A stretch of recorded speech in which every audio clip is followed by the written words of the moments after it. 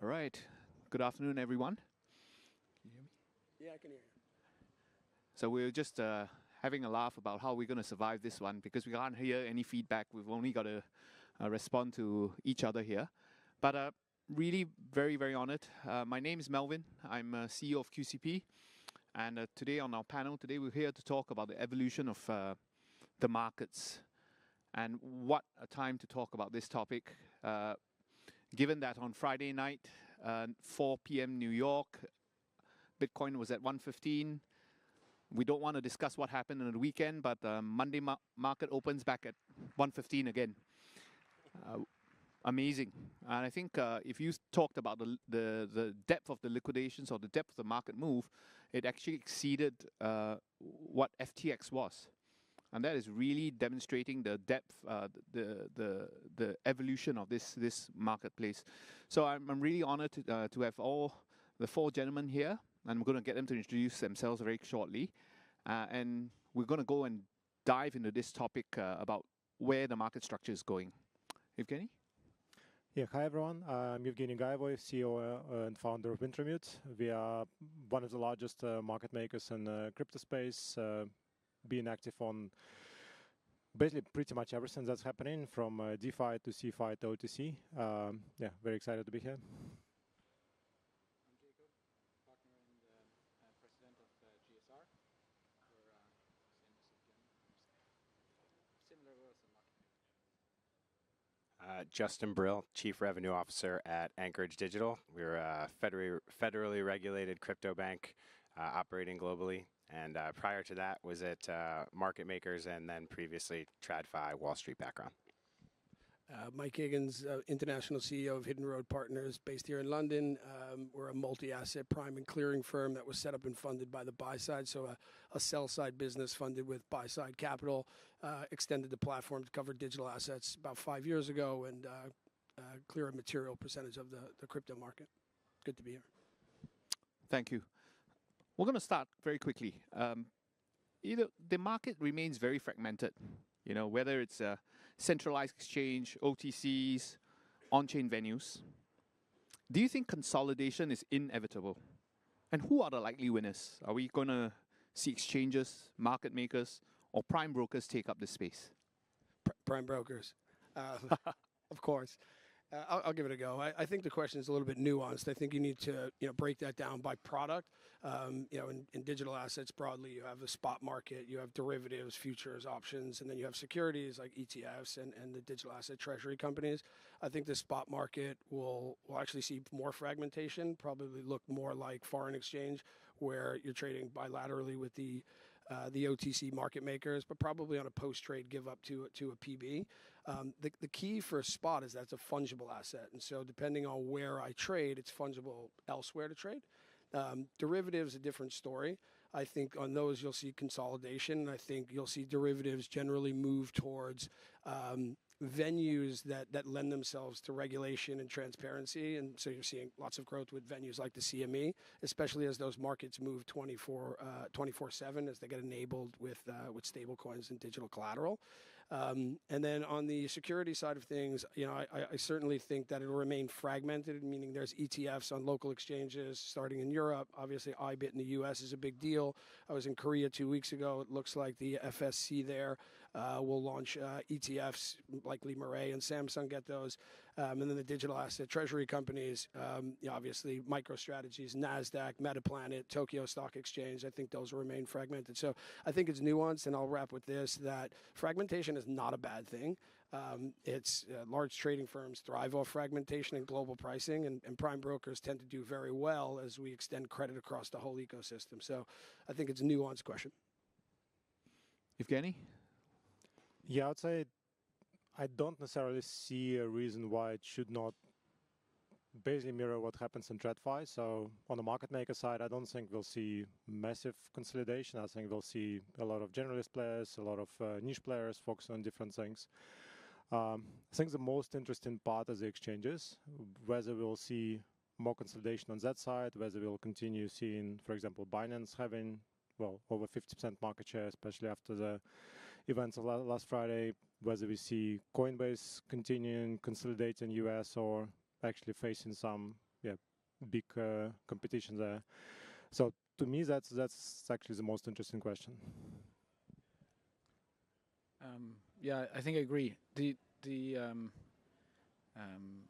across sort of centralized trading, I think many of these exchanges they exist because of their users, not because of their deep liquidity. So if they have a lot of users, they will do well. If they don't have a lot of users, they will probably either get bought up or slowly fade away.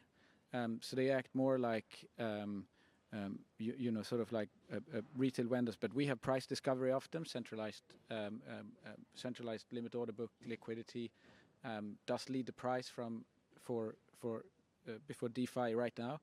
In DeFi, on the other hand, I do think we have a fragmentation problem. So there's many pools of liquidity, but with very little liquidity in each of them. And the solution so far is most to augment that liquidity, which actually cause you not to be able to move institutional size capital on chain, and it creates a lot of market impact. So I think we will see some level of natural consolidation there. But generally, I think we want as many access points for crypto as possible, and those might come from you know, these decentralized, centralized venues. It might come from RFQs. It might come from sort of streaming pricing. It might come from OTC trading. You know, for market maker, that's a very good thing because we can sort of sit in the middle between the buyers and sellers and facilitate that liquidity around, and you know, that's a good thing for us. Yeah, I think those are a lot of. I agree with most of what was just said. I do just continue to find myself. I grew up in the foreign exchange space and just continue to see so many parallels to that arena 10 to 15 years ago.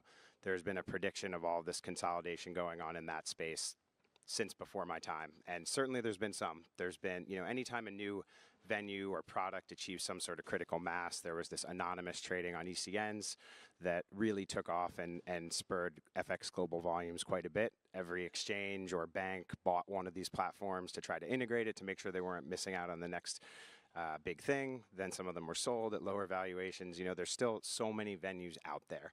I think what's more likely to change is the compression of spreads, right?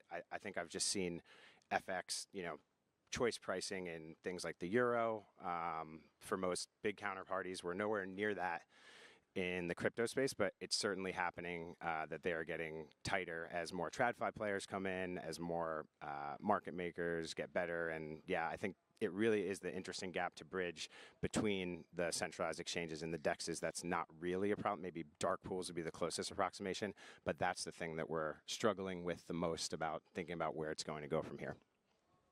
Yeah, and I think you're right on point when we're talking about trying to connect the liquidity and trying to improve price discovery across so many fragmented portions. And we're thinking of, I mean, from my perspective, when I look at liquidity provision, we do a lot of options.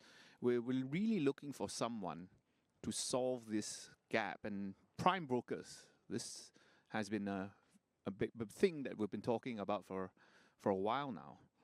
Prime brokers in traditional finance are really just, you know, risk notes, right? If you think about it. Crypto prime brokerage is really growing. I think that's really coming forward. Are we replicating the same model, or are we hoping to see some innovation here? I'll jump in on that, given I think, you know, post the Ripple transaction, Hidden Road will be the largest non-bank prime broker globally from a balance sheet perspective. Ripple's balance sheet and treasury is over $100 billion, which is important. I'm not sure I fully understand the question. They're systemic risk nodes. If you're talking about a participant in the market that's predicated on rehypothecating client collateral, then I completely agree. Those businesses and the likely run on the bank for those businesses is very high. So let me take a stab at what we built as a modern prime broker, because the banks have exactly that problem. So we built it based on a 3-pillar approach. One was rewrite the tech, 2 was get it regulated by all the market regulators, and 3rd was fund it with its own balance sheet from buy-side private capital. So to quickly unpick those, if you look at banks, they're very vertical. They have a clearing platform for each business, clearing for equities, clearing for foreign exchange, clearing for fixed income. There's 2 problems with that. Number 1, there are cost centers for each of those businesses, so decisions are made based on cost. And number 2, none of those platforms communicate with each other. And in the world where you have macro, firms that are trading cross-asset, cross-product, you don't know the risk, a la Archegos, Credit Suisse. And so we built a horizontal clearing infrastructure using modern technologies and techniques. Think of high-frequency trading, bolted that into a clearing business that allows me to have a holistic view of a counterparty's risk, cross-asset, cross-product. Second, market regulators don't fall under Basel and Prudential, so don't get the punitive RWA, risk-weighted assets, not real-world assets. And then third was funded with buy-side capital, which is, because of this, I don't care if a client posts their assets to me under usually English law title transfer, or they post their assets in tri-party. Said another way, it's the separation of IM versus VM. And so at that point, the counterparty credit risk, the hidden road, is zero. We use our balance sheet to fund those trades. So I'm not in the business of rehyping assets. And I would say that's not just a PB question. It's market makers taking client collateral, rehyping it. That's, I think, the broader issue. And yeah, just to add on that, I think what I've learned, so we launched Anchorage Digital Prime earlier this year, and I learned relatively quickly after that that Prime means something slightly different to everybody, depending on kind of where you came from, right? Because I don't think we're a competitor to Hidden Road. We do business together. And I'm very happy now to not be at a market maker and not be competing with GSR and Wintermute and being able to collaborate with them instead, for sure. But I think, yeah, if you're from the equity space, it means financing, margin, some of those more traditional things where you have all the assets in-house. And if there is some sort of blow up, hopefully you have $1 billion, multi-billion dollars, your risks are somewhat mitigated. If it's more of a credit style model, which we're seeing an increasing amount of interest, someone to do something more akin to that FX model where you're intermediating the trades, you're the credit counterparty, you're going to have a percentage of margin up front, certainly a lot of risk in that arena if you don't do it properly. And then there's kind of the synthetic CFD space. I don't know as much about that since it's not US-centric biz. That's the third thing that I've heard. So I think it's really important to just define what it means, because you go out there. I've been hearing, small startups saying we have a full stack prime brokerage offering in like 2019 for crypto, and they're not around anymore. So I feel like it depends on who's asking the question, and important to understand what problem they're trying to solve. And to me, it's really just having everything in one, hopefully walled garden, real-time access, instantaneous settlement. There's still too many lags between when margin calcs are being done. That's probably the biggest gap right now that Prime needs to get right. Yeah, I guess you guys going to have a chance to see what a real-life client meeting is going to look like. So we've got users of Primes here and Primes, and I'm going to ask the users of Prime, what is on your wish list that you would love to see, the two gentlemen on our right solve for? Well, so you used to worry quite a lot about market risk. You still should worry about your risk in the markets. In crypto, historically, over the last sort of decade or so, we worried a lot about counterparty risk in terms of like we have to have assets on exchanges. It's also not super capital efficient, in crypto. Just generally, you have instant settlement, which is a good idea, but it makes it less capital efficient. So we actually use quite a lot of capital to do what we are doing. I guess one of our asks very early was, with one of the other custodians, we asked them to build something which was that we could hold money in one place. We actually don't have to place them on an exchange, which essentially was a website somewhere where we didn't know where it was. And it's the same conversations that we're having with, Mike to a big extent, and with Anchorage as well, which is, can we find a way to use our capital more effectively, but also to sort of in some way not have to put a lot of capital onto exchanges. That's really, capital efficiency is really what Prime Broker can help us with. Yeah, I agree more or less with that. I think the biggest case for prime brokers and maybe clearing houses, or like generally having like the same infra that we have in what we call TradFi, came this Friday, where effectively pretty much all market makers, as the market was crashing, went out of the market. And they went out of the market not because they were afraid to go back in the market. They went out of the market because the inventory was stuck on all the exchanges, on Coinbases, Binances of the world. We, I don't know, sold all our Bitcoin on Coinbase. We bought all this Bitcoin on Binance, and then we asked Binance to send stuff around, and we asked Coinbase to send stuff around, and we waited. And pretty much all market makers were in the same situation. And if we had this prime broker set up, we could just offset it, and we could just continue providing liquidity. But yeah, we didn't. And so not only it affected our ability to make money, it affected basically global liquidity on all those exchanges as a whole, which was a pretty best scenario in general, especially especially in the assets which are like traditionally low liquidity as well. Would prime brokers help that? I would say yes. As a potential client, I would primarily be looking at cost effectively, like basically how much we pay. From my experience in TradFi, which comes, I don't know, 10 years ago, like prime brokerage is generally a pretty commoditized business. Like it's not like, okay, you pay quite some money during the year, but like you end up negotiating every year a lot on costs, a lot on like how much you pay them, and you expect a wide range of services. Like I don't think we are there yet. I think my counterpart here, like they're definitely ahead of the pack when it comes to crypto prime brokerage. And I think they have like a pretty good offering when it comes to that. If you look at prime brokers and TradFi, they're just like nowhere near ready to start servicing crypto exchanges. So there is this pretty big gap between like what we need on the cost side and what we like basically on the offer side, on the prime brokerage side, which should at some point evaporate. So I'm quite looking forward to that. I just think it's like worth double clicking on, Evgeny's point, because there have been a lot of conversations about sort of liquidity providers and market makers just backing out of the market when it needs it the most. And I think your point there is exactly right. The system gets congested. You actually can't move assets around. It's actually a good time to provide liquidity at these points in time, but it's physically impossible. Like there was no circuit breakers that came in. It doesn't really exist or any of those things. Imagine that happening in traditional finance. It's like it's a pretty big deal, and we sort of got to solve that for crypto. Yeah, I think we should not forget that because there are no circuit breakers in this market, and liquidity providers are required to constantly, be present as much as they can.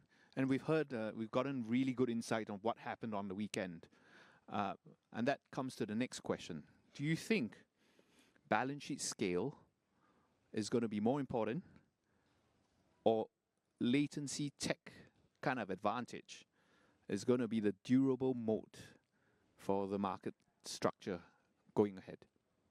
I think I'll start with a pretty important caveat that you cannot have a significant latency tech advantage without a big balance sheet, simply because, I don't know, if you need to invest into, microwaves and this kind of stuff, like you need tens of millions of dollars in general. You need to afford to have this investment over the years as well.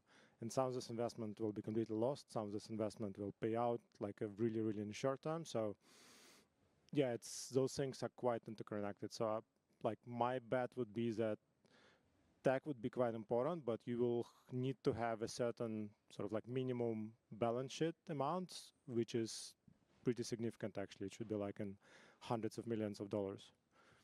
Just to jump in a little bit, I spent the beginning part of my career in the high-frequency world and burning things on FPGA cards and Tier 1 Hibernia and McKay, and we've moved off of microwave to radio, and so that's clearly a arms race. So, but I do think that deterministic latency, especially for modeling and trading, is crucial. And I think with cloud-based platforms that are not on hardware with that deterministic latency, that should improve over time.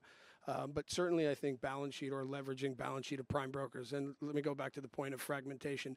Digital assets like coffee comes in all different shapes and sizes. If you want to trade ETF basis against CME, those right now, most of the banks are not cross-margining that, let alone native crypto against CME or any of these. And so my point being is that market is fragmented, not just destinations to trade like crypto exchanges that are all pre-funded, which should be reviewed anyway. But you have regulated derivatives, futures, and options on those, and that capital efficiency is crucial. And so on the base of that, I would say balance sheet, but latency is super important. I mean, I guess it depends on what you do. If you're like a high touch OTC player, you'd probably want a big balance sheet. If you're doing sort of complex derivatives, probably don't have to have sort of the most institutional grade latency across what you do. If you do what we do on the high frequency level, if we can call anything that in crypto, it's all relative. For us, it's more like we need to be as fast as the next guy. If it's all relative, because otherwise you have information disadvantage. But this has actually moved quite far from 10 years ago. I mean, 10 years ago, it was all about robustness, actually being able to get into the order book and out of the order book. We didn't talk so much about performance. And over the time, now we talk a bit about performance, but, the networking, the feed latency and just the overall latency, what it isn't in crypto is it's not as fast as in TradFi, and it's going to be very hard for it to become as fast, but it's also not as consistent. It gaps a lot, and then you have that's on the centralized exchanges versus traditional exchanges in TradFi, and then you go into DeFi. It's a step. It's a step slightly slower as well. Yeah, so I'm stealing this line from the chief scientist officer at Jump Trading, but he said the problem with this space is that the speed of light is too slow. That's what he felt like they were limited by, and it's crazy to think about. So I do agree. There was all this jockeying for who owned the real estate at the top of this mountain to place a microwave tower, or who can get the absolute closest to the data center. Like, I don't necessarily think we will duplicate those same issues in crypto. And to me, like what a market maker or an exchange needs from a bank or a prime broker is very different from many of the other hundreds and thousands of clients that we service in asset management, venture capital, other verticals. And to me, maybe this is a little cheesy, but I think trust really matters a lot. To me, that's a moat as well, right? So of course, anyone, there's a lot of hacks in crypto. We're all very vigilant about ensuring that it doesn't happen to us. And, Anchorage is focused mostly on being built on the best tech, so that doesn't happen. For some counterparties who want to face us, the regulatory status really matters. If you're a startup protocol, especially not US-based, you might not care about a qualified custodian or certain, charters and what have you, right? You need to compete in other ways. So I would err more on the side of having a balance sheet. Like, we have we think a lot about our runway and have great investors, and making sure that we can be big enough where that's never a reason to say no to us. And publicly announced partnerships with folks like BlackRock and Tether, I think, speak for themselves to a degree, but still, you need to continue to innovate, and I think more than anything, it's going to be the best product and who adds the most value who are the ultimate winners of this game. Yeah, I think trust is indeed one of the most fundamental things to what it is, whether you call it in terms of a technological edge, you talk about balance sheet, but I think, I'm very honored that the four gentlemen here, they do represent trust in the market. By the fact that they've been here, they've always presented themselves in a forward-looking way. And when you think about market participants and who you're interacting with, I think, it is very important to consider the very key element of trust. The regulatory environment has really been moving quite fast, some more than others. But there are some illiquid patches, in the markets that we trade in. How do we try to balance this topic of proprietary trading versus liquidity provision? Is this something that the market needs to think about?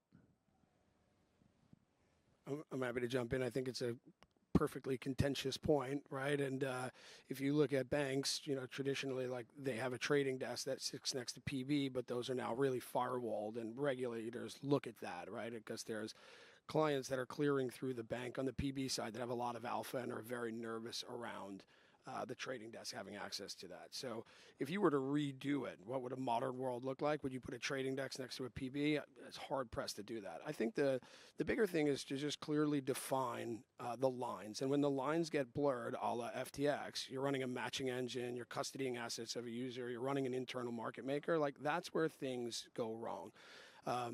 And so, yeah, it's a tough point to handle. I think separating, church and state, I've said that a number of times publicly, and you end up in a horizontal world where, there's an exchange running matching engines, providing matching services. There's custodians that hold assets. That's all they do.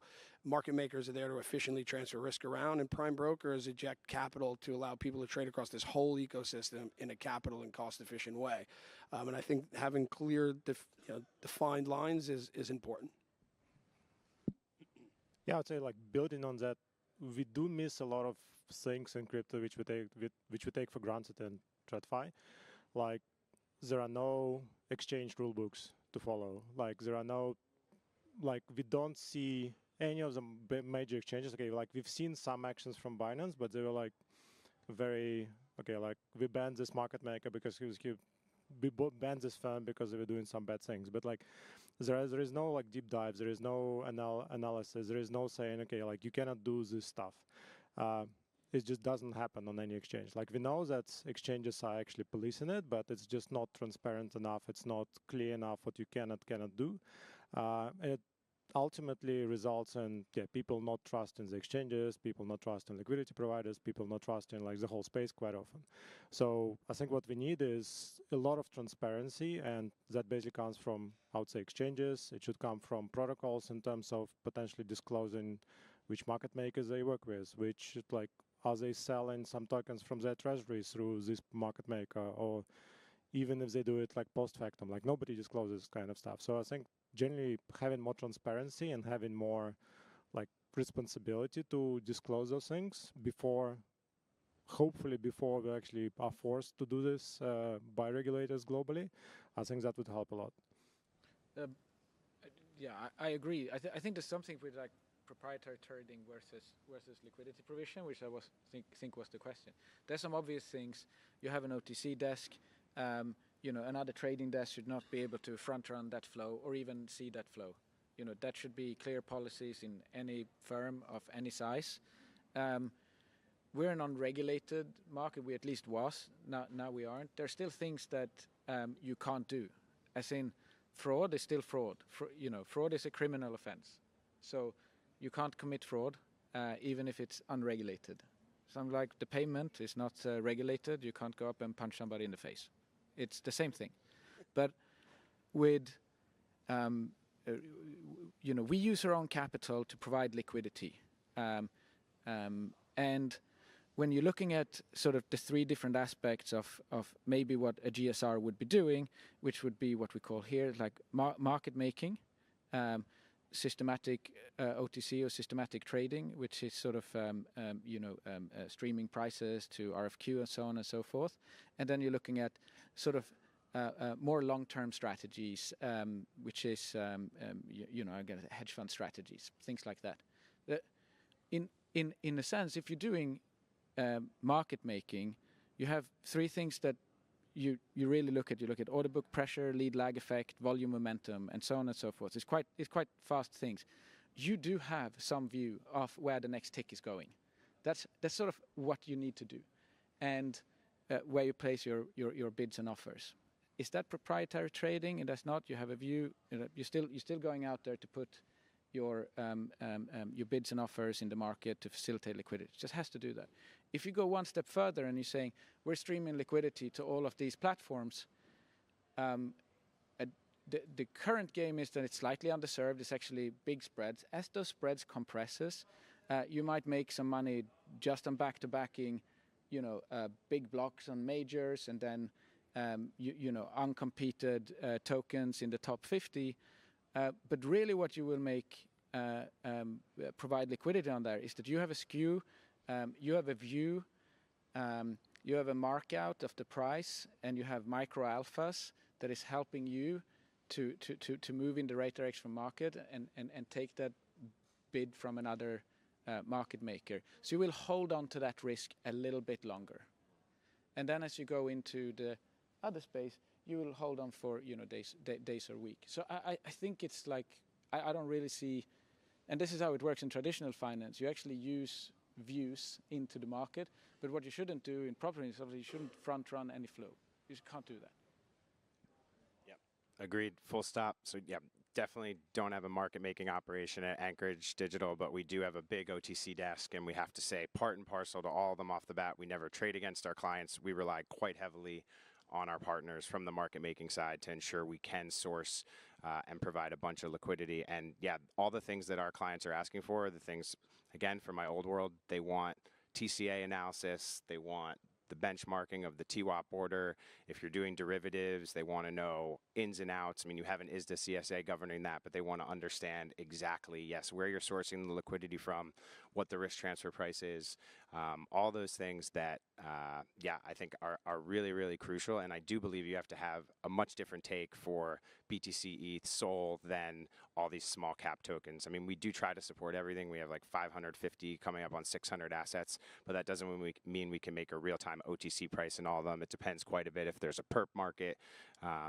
Yeah, that's really what it comes down to, is if you're playing that role where, yeah, you're relying on exchange and market maker liquidity, you can only do so much, right? We don't want to take risk in that business. We want to get our clients the best execution possible, and we have to have the smarter, faster people there to make sure we can do that. Yeah, I just want everyone to understand that that question was a very prickly one, and the whole intention is to really let everyone understand, how the professionals are thinking about it and how deliberate they've been putting their processes through. I'm not sure the rest of the market are thinking about it this way, and I think as you do your studies about the various market participants, it's important to see if they deal with these questions the way the four gentlemen have taken this on. And I think what we're all trying to send here is that the model of trust is built on a lot of deliberate thought on very, very, very touchy issues like this. I'm going to leave that very difficult topic, and many people are always going to say, when you talk about market structure in crypto, you've got to talk about DATs and MNAV. But we're not going to go down that path because I think it's been over-talked about. But tokenization of real-world assets is really starting to see some pickup. How do you envisage the crypto-native liquidity venues, traditional market infrastructure, how are they going to interact? Are we going to drive liquidity, or are we going to fragment it? I think separating crypto from tokenized finance, I think tokenized finance has really outpaced the connectivity tissue that's really needed. And so right now you're ending up with this fragmentation. It's not easy to integrate, modern blockchain technologies into these legacy platforms. So we need careful coordination, cooperation for deeper integrations. And then beyond that, you need to work on standardization, right? This market lacks standardization. And there's an example I've been using. You have the beauty of blockchain for instant settlement, but in scale, I'm not sure that's how you want to do it. And let me give you an example. On September 17th of this year, CLS settled $20 trillion of foreign exchange that day. Because of their multilateral netting facility, the net funding for that was only $100 billion. That's 99.5 internalization. Could you imagine doing 20 trillion over blockchains times gas fees equals not efficient? And so you need to build these standardizations. Just more broadly on tokenized finance, I'm sure folks have seen CFTC Commissioner Pham came out about 2 weeks ago to formally announce the digital asset collateral initiative, and starting with the advancements of stablecoins. To me, that is a very clear indication of regulated derivatives markets starting to move 24/7. So you don't have to trade crypto, but you do need a digital asset strategy, because corporate treasury is changing and moving 24/7 are different risks. So you need to start building for that. Crypto, different story. Yeah, I think there's some amazing use cases for RWA. I also balance that by saying I don't think absolutely everything has to be on chain. There's some things that are working perfectly fine today. Tokenized gold, for example, I think great use case, seeing incredible uptick interest. Many folks I've heard at this conference talking about it, and prior. Something like real estate on chain, I think, is much more difficult. But I've still seen dozens of startups trying to solve that problem. Some have gotten a bit of traction, but I think it really is just too broad, just to speak about RWAs, also just too broad of strokes to paint with without drilling down a bit. And I do believe, just like we've seen, you know, there would be a risk of same thing as recycled liquidity if you had all of these different venues and new products and things that may or may not be fungible.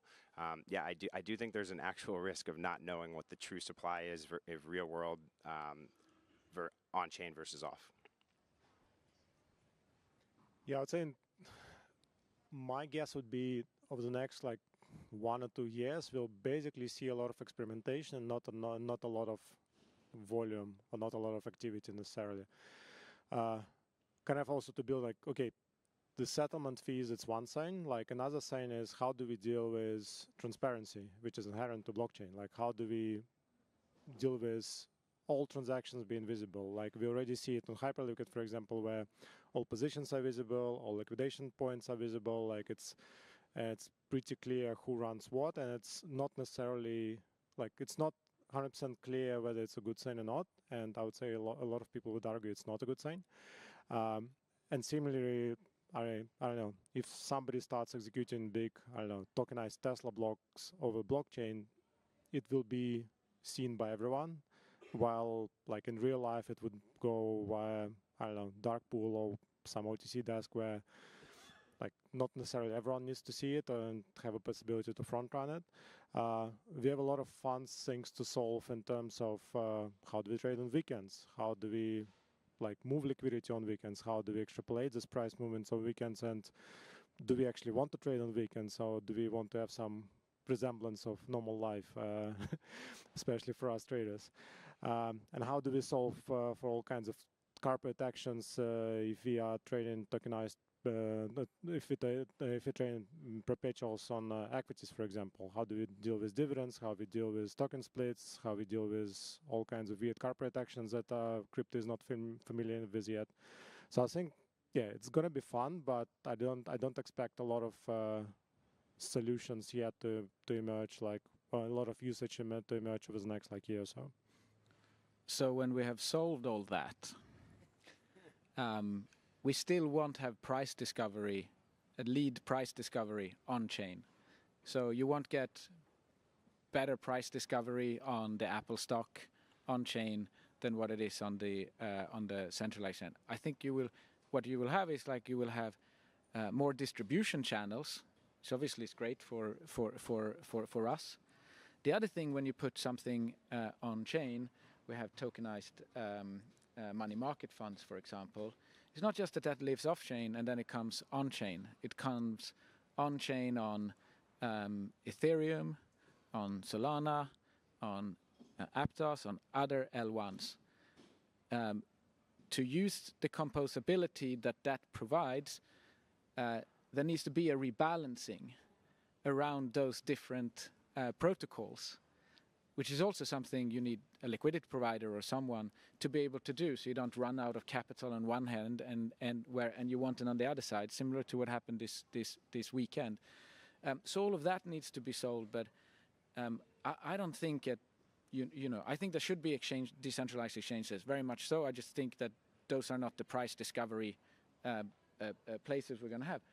One of the biggest unlock, I think, with RWAs and bringing them on chain is really the composability, which is that you have very opaque rehypo in the traditional markets today. You can't use, you fund investments or so for different things, but I can take a private credit fund that currently yields, that has a vol of 3, it returns 8 or so over some time. I can do that.